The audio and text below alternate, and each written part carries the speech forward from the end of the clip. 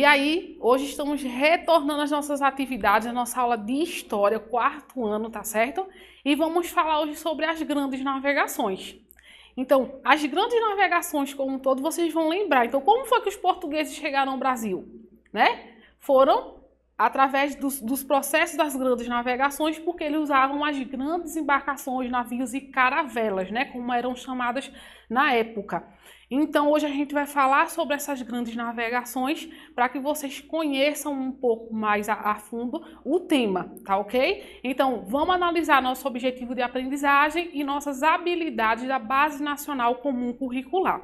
Então, nosso objetivo de aprendizagem é o seguinte: identificar a ação das pessoas, grupos sociais e comunidades no tempo e no espaço.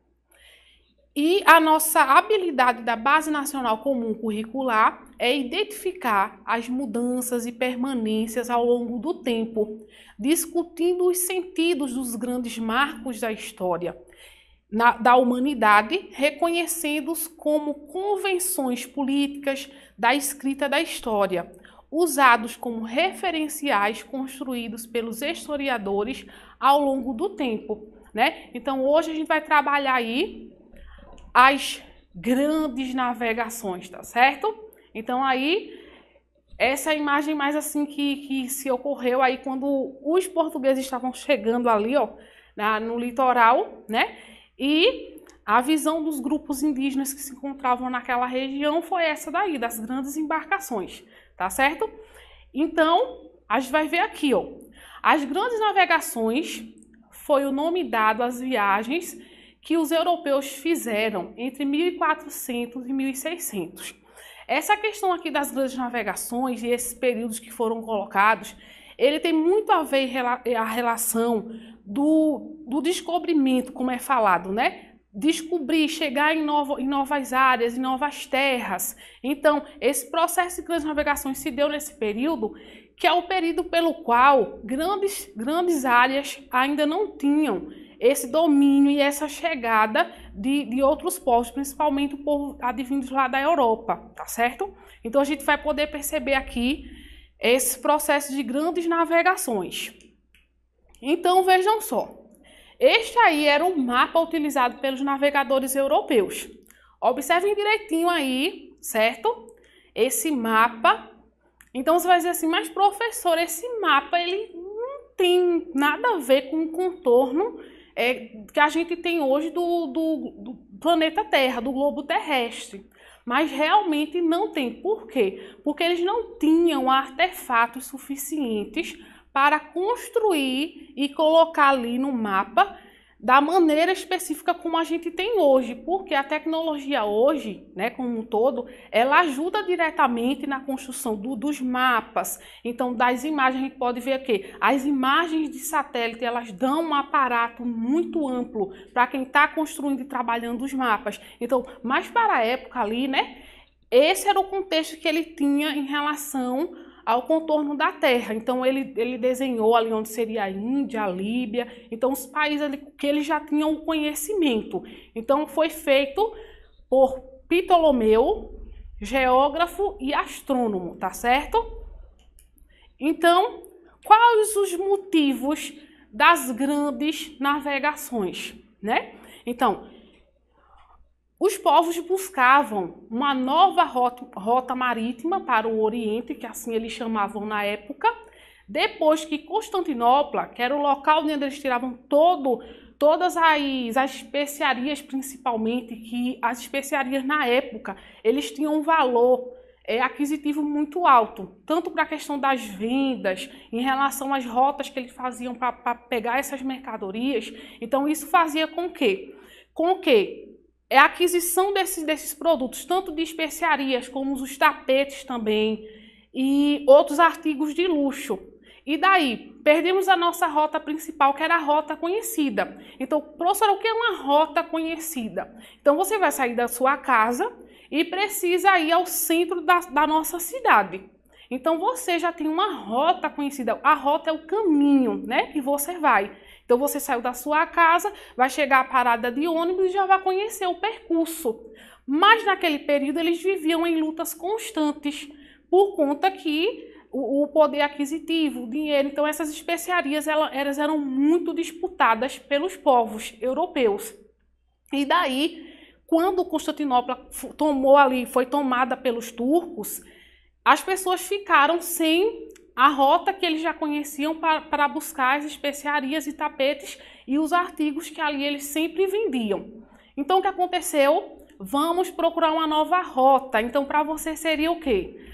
O caminho que você faz constantemente da sua casa ao comércio, ela está fechada, né? Você não vai conseguir usar aquele mesmo caminho, o ônibus não está passando mais por ali. Então, você vai ter que buscar uma nova rota, um novo caminho para fazer o percurso da sua casa até chegar ao centro da cidade. Então, esse foi o desafio aí que motivou a busca por novas rotas e a gente conhece aí pelo processo de grandes navegações, tá certo? Então, vamos lá.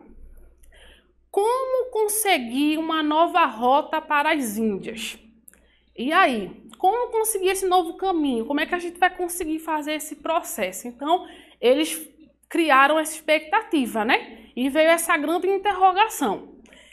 Então, aí apareceu várias rotas. Então, vocês vão ver aí em amarelo, azul, vermelho, verde, as rotas ali que foram criadas, traçadas para se chegar a outros pontos. Mas essas rotas aí não eram pré-estabelecidas. É igual aquela que eu falei para vocês.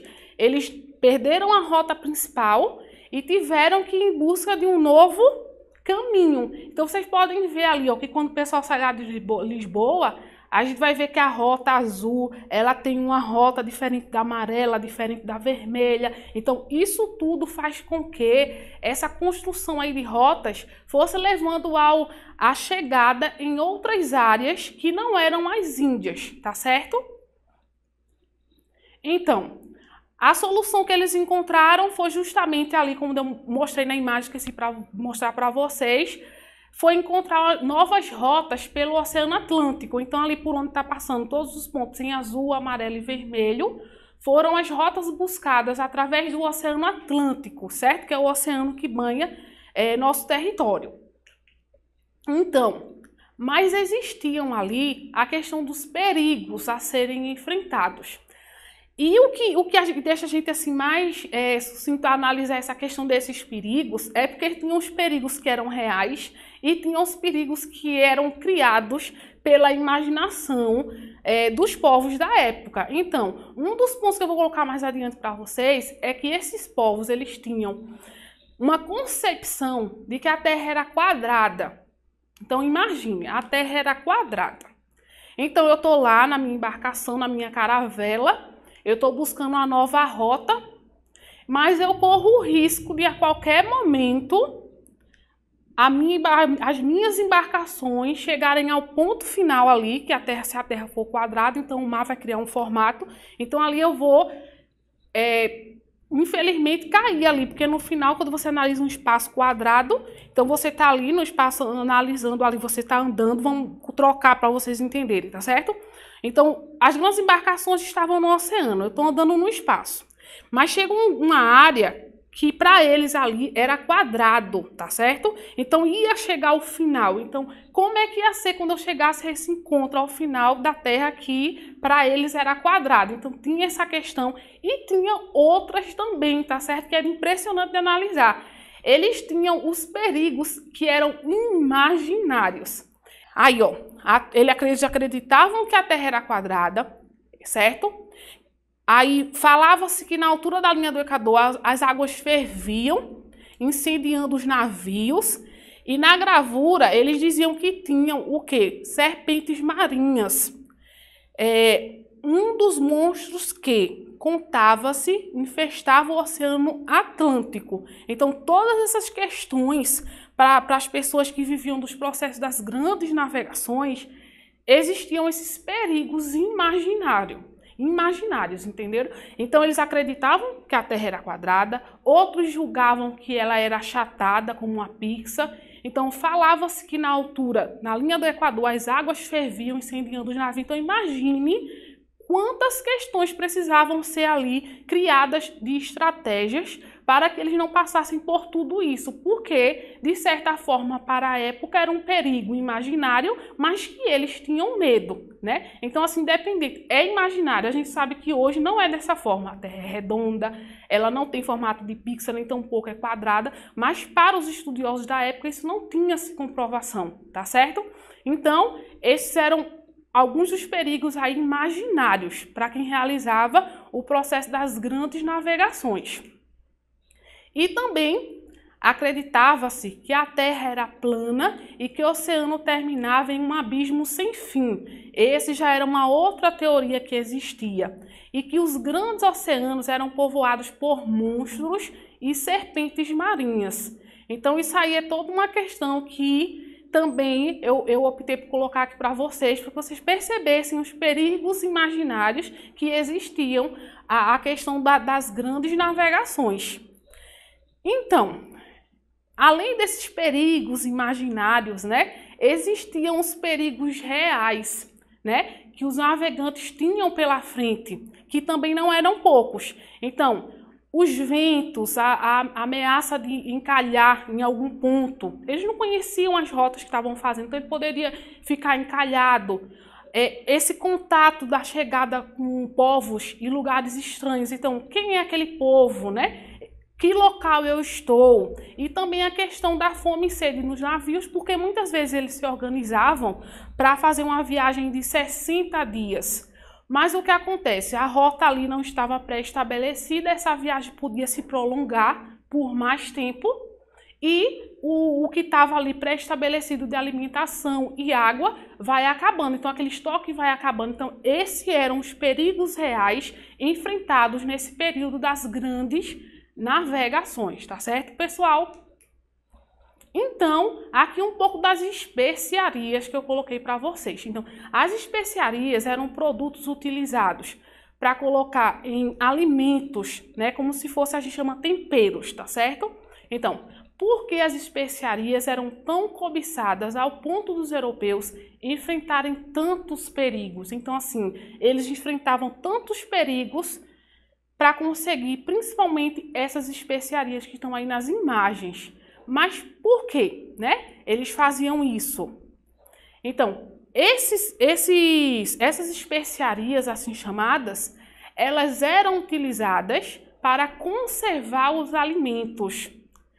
E além disso, como eu já havia falado também para vocês, buscá-las dava muito dinheiro. Então, independente lá dos perigos imaginários ou dos perigos reais, para eles valia a pena sim enfrentar tudo o que poderia vir pela frente, tá certo? Era um perigo que eu vou lá, eu vou seguir essa rota, é desconhecida, mas ali eles se uniam e tinha esse processo de continuar os processos das grandes navegações. Então, as especiarias tinham esse poder aquisitivo, né, o financeiro. Então, Portugal foi o primeiro país a se lançar nas grandes navegações. Então, por que será que Portugal foi o primeiro país a se lançar nas grandes navegações? Então, alguns pontos aqui a gente vai colocar em relação por que Portugal foi o primeiro. Então, todos esses pontos aí dizem respeito por que Portugal foi o primeiro. Então, Portugal tinha uma posição geográfica muito boa, certo? A posição, a localização.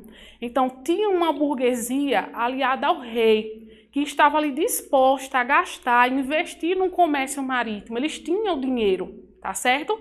Eles possuíam uma escola de navegação. Então, para aquele período, era você ter tudo, né? Como se assim, precisa de aeronaves para ir para algum local e eu vou ter apoio de um local que disponibiliza as melhores aeronaves para mim. Então, Portugal naquele período teve isso, uma burguesia aliada ao rei disposta a investir, a colocar dinheiro nesses processos das grandes navegações. Possuía uma escola de navegação, como eu já coloquei para vocês, que é a escola de Sagres, tá certo? E tinham técnicas e conhecimentos. Então, ali, ó, a bússola, no período, na época, eles usavam, tá certo? a bússola para se localizar, o astrolábio, os mapas, como eu já coloquei anteriormente, a imagem daquele mapa para vocês, e a criação da caravela, como eu já também tinha citado, tá certo? Então aí tá a imagem, tá certo, dos instrumentos que ele tinham, esse contato, né, o astrolábio, a bússola e a caravela. Eram instrumentos que os portugueses tinham como apoio tático para fazer e foram os que iniciaram os grandes processos ali das grandes navegações. Então, a gente vai analisar agora quais foram os objetivos da expansão marítima. Então, a expansão marítima, que aqui eu estou citando como as grandes navegações, eles tinham os objetivos. Então, além da extração das especiarias, né? Quando o povo estava lá já ali naquela área e ele conseguia dar o retorno para Portugal, né? Vamos dizer assim, Portugal foi o primeiro, então vamos lá. Portugal chegou em algumas áreas, então voltava lá para a área de origem e dizia, ó, encontrei uma terra onde os povos têm um comportamento que dá para a gente conciliar, conviver, eles apresentam uma riqueza muito vasta, a gente vai conseguir tirar daquela região que a gente conseguiu ali na nossa rota, retirar muitos pontos positivos, muita especiaria, aqui no Brasil, no caso o pau-brasil. Então vamos lá. Então, a busca de novas minas era também dos objetivos da expansão marítima. Então eles buscavam riquezas, certo? Primeiro objetivo ali colocado. O segundo ponto para a época, eles buscavam expandir a fé católica, certo?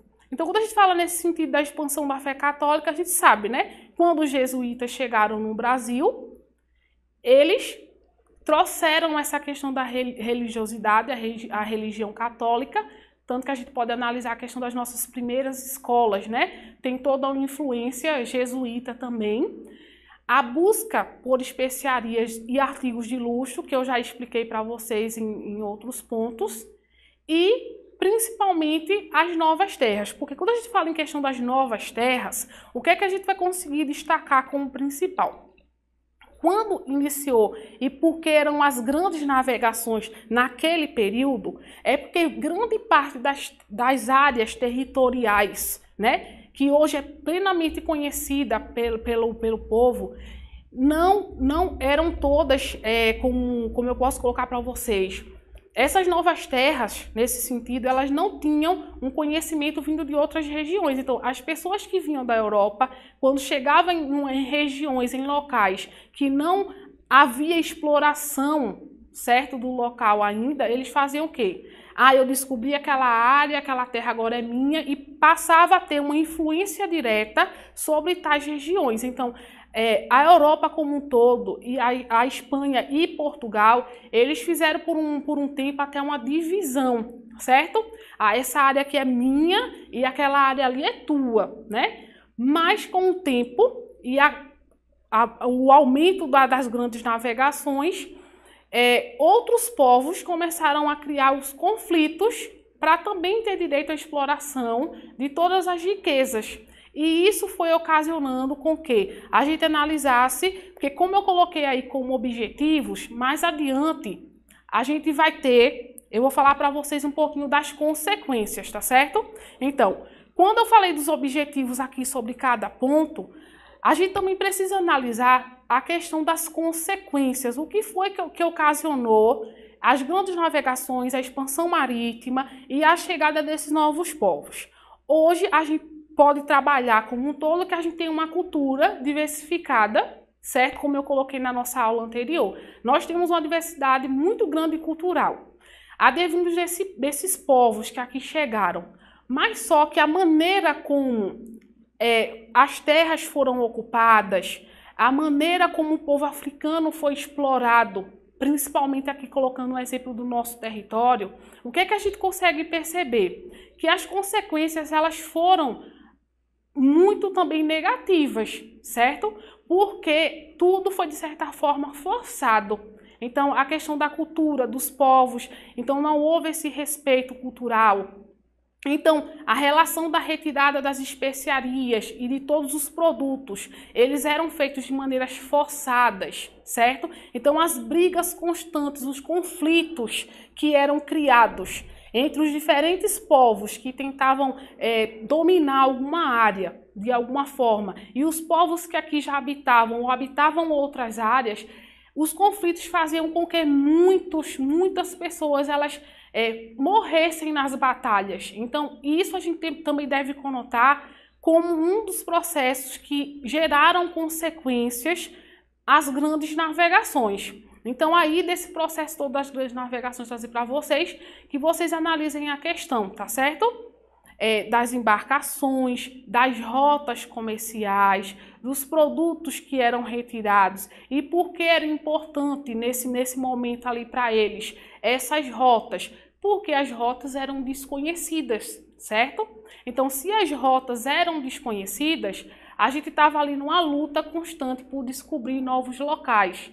Então, a gente vai aí dando esse conceito de conhecimento sobre as grandes navegações. Foi o processo inicial, onde vários espaços foram ali nesse período das navegações, sendo ocupado principalmente por povos europeus, né? E que foram inserindo sua cultura, seus povos, e daí criando toda essa diversidade atual. Então, como eu falei para vocês em relação à história, a gente tem todo esse contexto, né? Da formação inicial, as histórias têm princípio, meio e fim.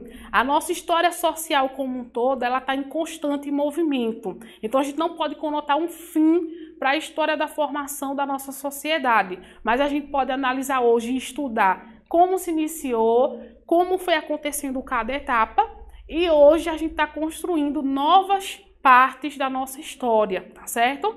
E aí, agora, gostaria de saber se vocês gostaram da nossa aula de hoje, tá certo? Se vocês acharam positivo conhecer um pouquinho sobre esse processo das grandes navegações. E eu aguardo vocês na nossa próxima aula, tá ok?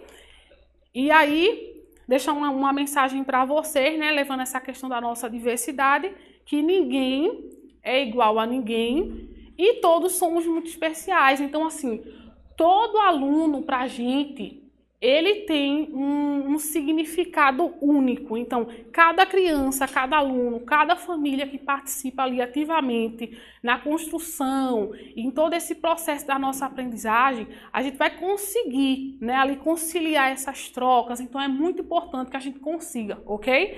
Construir nossa aprendizagem, nossas observações em relação à aula. E eu aguardo vocês no nosso próximo encontro. Fiquem bem, se cuidem e até a nossa próxima aula. Tchau, tchau!